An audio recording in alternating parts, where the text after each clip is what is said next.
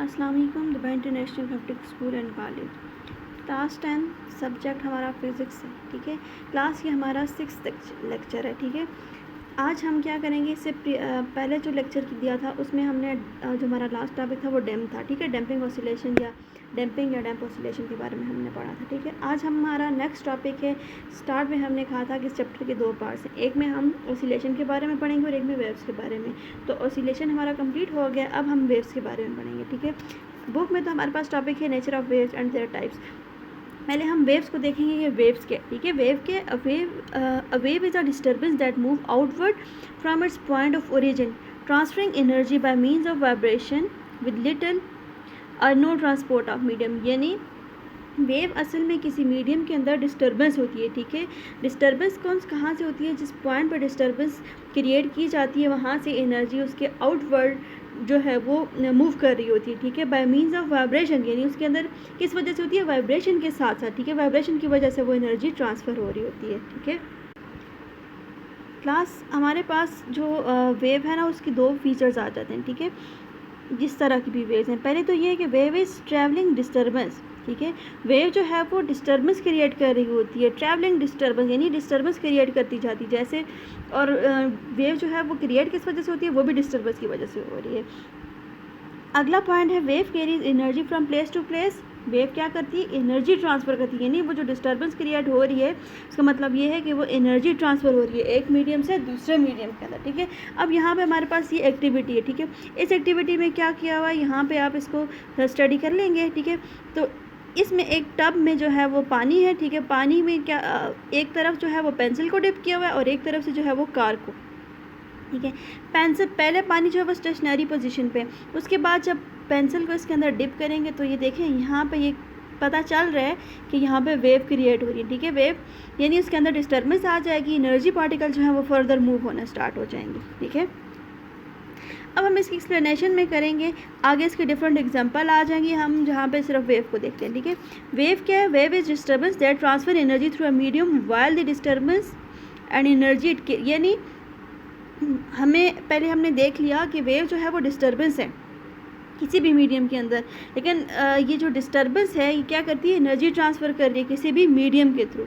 ठीक है, और इसके अंदर क्या होता है? वाइब्रेशन होती है। आगे हम इसकी टाइप्स में इसको मज़ीद एक्सप्लेन करेंगे, ये उसकी मज़ीद एग्जांपल आ जाती है। ठीक है, इसके अंदर क्या होता है ये डिफरेंट एग्जांपल के थ्रू हम वेव्स को भी स्टडी कर सकते हैं, लेकिन हम आगे अब नेक्स्ट टॉपिक कर रहे हैं जो कि इम्पॉर्टेंट टॉपिक है, types of waves. Types of waves हमारे पास एक इम्पॉर्टेंट टॉपिक आ जाता है। इससे पहले तो हमने वेव का जस्ट इंट्रोडक्शन देखा। ठीक है, ये देखेंगे पिछली एग्जांपल के ये एक रस्सी को आपने एक तरफ से फिक्स सहारे से बांध दिया, दूसरी तरफ से आपने उसको जर्क किया तो उसके अंदर क्या प्रोड्यूस हुए, ये सारी जो है इसकी एग्जांपल थी। ठीक है, अब हम वेव्स की टाइप्स देखते हैं। ठीक है, वेव्स की 2 तरह की टाइप्स होती हैं। ठीक है, एक है मैकेनिकल वेव्स और एक है इलेक्ट्रोमैग्नेटिक वेव्स। अच्छा, ये जो टाइप्स आ रही है ना ये अकॉर्डिंग टू या विद रिस्पेक्ट टू मीडियम आ रही है। ठीक है, मीडियम पे डिपेंड कर रही है। तो 2 तरह की टाइप होती है, एक मैकेनिकल वेव होती है और एक इलेक्ट्रोमैग्नेटिक। वो वाली वेव जिसके अंदर मीडियम रिक्वायर्ड होता है। ठीक है, मीडियम किसके लिए? उसकी ट्रांसमिशन के लिए, तो वो हमारे पास मैकेनिकल वेव्स होती है। और जिसमें मीडियम रिक्वायर्ड नहीं होता उसमें इलेक्ट्रोमैग्नेटिक वेव्स होती हैं। उसके अलावा इसकी दूसरी डेफिनेशन भी है, waves produced by oscillation of material particles are called mechanical waves। ठीक है, इसमें ये वाटर वेव्स ये सारी वेव्स आ जाती हैं। यहाँ पे लिखा हुआ भी है कि जिसके लिए मीडियम रिक्वायर्ड होता है और जिसमें नहीं होता। और इलेक्ट्रोमैग्नेटिक वेव कौन सी होती है? The waves that propagate by अच्छा, इलेक्ट्रोमैग्नेटिक वेव्स नाम से पता चल रहा है इलेक्ट्रो और मैग्नेटिक। ठीक है, यानी इलेक्ट्रिक और मैग्नेटिक फील्ड, ये यहाँ पे लिखा हुआ भी है, इलेक्ट्रिक और मैग्नेटिक फील्ड के इफेक्ट की वजह से जो वेव्स पैदा हो रही हैं उसको हम कहते हैं इलेक्ट्रोमैग्नेटिक। और दूसरी बात यह है कि इसमें मीडियम रिक्वायर्ड नहीं होता, इसमें हमारे पास जो एक्स रेज वगैरह आ जाते हैं। ठीक है, अब हम आ जाते हैं फर्दर उसकी एक्सप्लेनेशन पे। हमारे पास जो मीडियम रिक्वायर्ड होता है हम उसको एक्सप्लेन करेंगे उसके अकॉर्डिंगली, यानी मैकेनिकल वेव्स को फर्दर जो है वो उसको मज़ीद क्लासीफाई किया हुआ है 2 टाइप्स में। ठीक है, एक आ जाती है इस ट्रांसवर्स वेव, दूसरी है लॉन्गिट्यूडनल वेव। ठीक है, और ये किस वजह से? In terms of direction of disturbance और डिस्प्लेसमेंट इन दी मीडियम। अच्छा, इसके अंदर हमारे पास जो इसकी प्रोपोगेशन होती है इसमें उसी तरह से सिंपल हार्मोनिक मोशन जो पहले हमने वाइब्रेशन को स्टडी किया था वही चीज़ जो है एक्सप्लेन हो रही है। ठीक है, अब पहले देखते हैं हम ट्रांसवर्स वेव्स। ट्रांसवर्स वेव्स कौन सी होती हैं?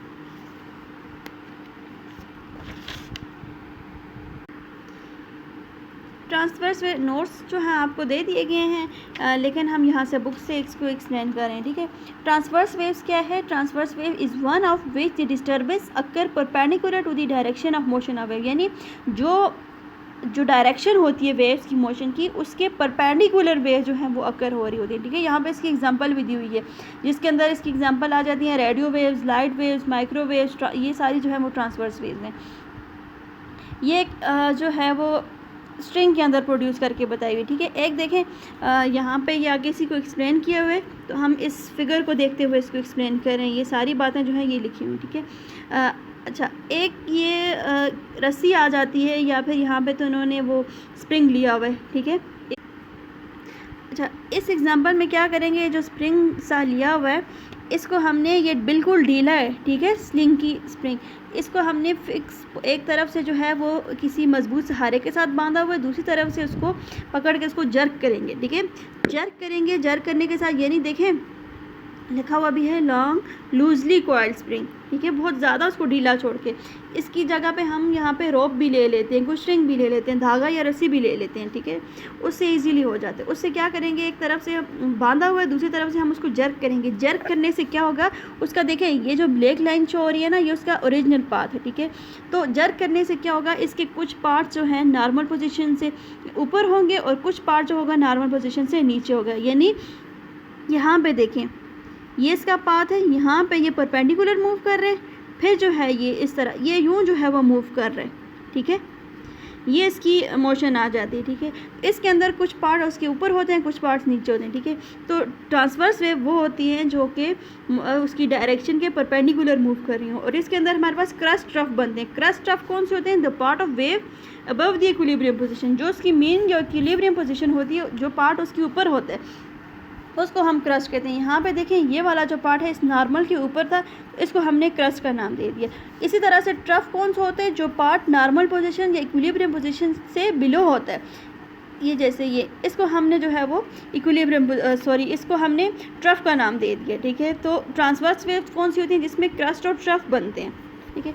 ये जो इसी तरह से इसकी एक्सप्लेनेशन थी। अब हम आ जाते हैं अपनी नेक्स्ट टाइप पे। अच्छा, इसके अंदर बाकी चीज़ों को हम एक्सप्लेन करेंगे, उसके अलग टॉपिक है, दोनों को एक्सप्लेन करके फिर उसकी वेव लेंथ और ये सारी चीज़ें हम बाद में एक्सप्लेन करते हैं। पहले हम इनकी टाइप्स को देख लेते हैं। अगली है लॉन्गिट्यूडनल वेव। लॉन्गिट्यूडनल वेव कौन सी है, longitudinal wave is one in which disturbance occurs parallel to the line of travel of wave, यानी जो इसकी डायरेक्शन होती है वेव्स की, उसकी प्रोपोगेशन की, तो वेव्स वो होती हैं, सॉरी लॉन्गिट्यूडनल वेव्स होती हैं जो उसके पैरेलल मूव हो रही होती हैं, ठीक है, पैरेलल जो है वो मूव करती हैं।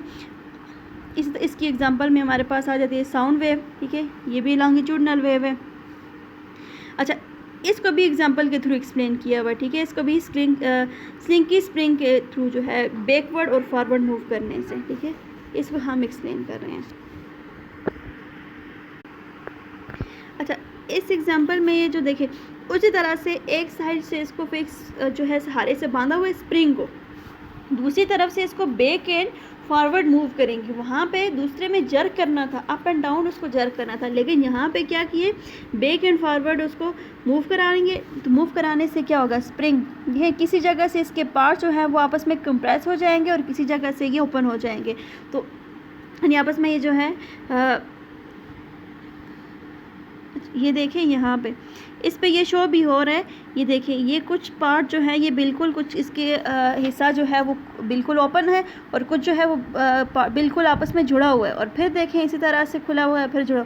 तो जो पार्ट जो आपस में कंप्रेस हुआ है उसको हम यहाँ पे कहेंगे कंप्रेशन, और जो पार्ट जो है वो खुला हुआ है या वो आपस में लूज़ है तो उसको हम कहेंगे कि वो क्या है, रेयरफैक्शन। ठीक है, तो लॉन्गिट्यूडनल वेव्स वो वेव्स आ जाती हैं जिनकी जो डायरेक्शन होती है मोशन की वो उसके पैरेलल होती है, यानी वो जो वेव्स बन रही हैं उसकी मोशन या उसकी डायरेक्शन के पैरेलल प्रोड्यूस हो रही होती हैं। ठीक है, और इसमें हमारे पास कंप्रेशन और रेयरफैक्शन बनता है। ठीक है, कंप्रेशन कौन सा होता है, region of high density and pressure, यहाँ पे क्योंकि प्रेशर ज़्यादा होता है, कंप्रेशन क्योंकि वो कंप्रेस हुए होते हैं, डेंसिटी भी ज़्यादा होती है, ठीक है। और इस तरह से रेयरफेक्शन कौन सा होता है, रीजन ऑफ लो डेंसिटी, जहाँ पे डेंसिटी भी लो होती है और pressure relative to equilibrium density और प्रेशर ऑफ मीडियम और टर्म एज रेयरफेक्शन, ठीक है। तो हम यहाँ पे कह सकते हैं कि लॉन्गिट्यूडनल वेव्स वो होती हैं जहाँ पे हमारे पास कंप्रेशन और रेयरफेक्शन बनते हैं, और इसमें ये सारी बात और ये इसकी सारी डिटेल जो आपको नोट्स में मिल गई है। यहाँ से आप अगर वहाँ से कोई भी आपको कन्फ्यूजन हो जाती है तो यहाँ से आप देख लें, ठीक है। अब इसके अंदर कुछ इसकी पैरामीटर्स हैं या कुछ इसकी कैरेक्टरिस्टिक्स हैं, वो हम देखते हैं, ठीक है।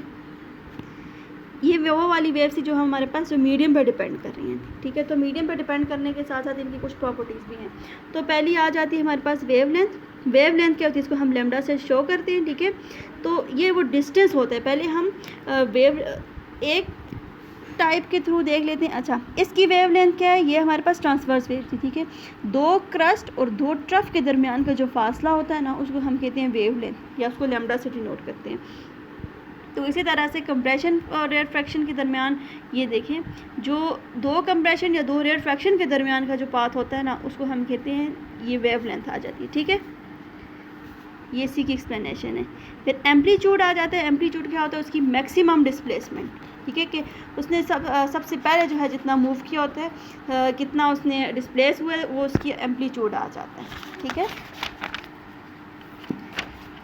उसके बाद उसी तरह से अच्छा आगे है वेव साइकिल। वेव साइकिल क्या कहते हैं, जो उसका कंप्लीट राउंड होता है, ठीक है। कंप्लीट उसका राउंड आ जाता है, उसको हम कहते हैं कि वो वेव साइकिल आ जाता है, ठीक है। तो अब देखें यहाँ पे wave pass given along its parts that point undergoes cyclic motion, यानी वो डिफरेंट साइकिल क्रिएट हो रहे होते हैं ना, डिफरेंट जो उसकी चक्कर आ जाते हैं, तो वो साइकिल आ जाता है। उसके बाद फ्रीक्वेंसी है। फ्रीक्वेंसी भी उसी तरह से आ जाती है कि कितना टाइम में बॉडी ने कितनी साइकिल कंप्लीट की, जैसे ये इसका एक साइकिल है, ये दूसरा है, ये तीसरा है, ठीक है। ये यहाँ से देखें, अगर इसने यहाँ से स्टार्ट किए तो ये एक क्रस्ट और एक ट्रफ होता हुआ यहाँ तक इसका एक साइकिल है। इसी तरह से ये अगला जो है ये दूसरा। तो फ्रीक्वेंसी क्या है कि कितने टाइम में बॉडी ने कितने टर्न जो है वो कंप्लीट किए, तो ये इसको हम उसी तरह से हर्ट्ज से डिनोट करते हैं, F = N/T, ठीक है। टाइम पीरियड क्या है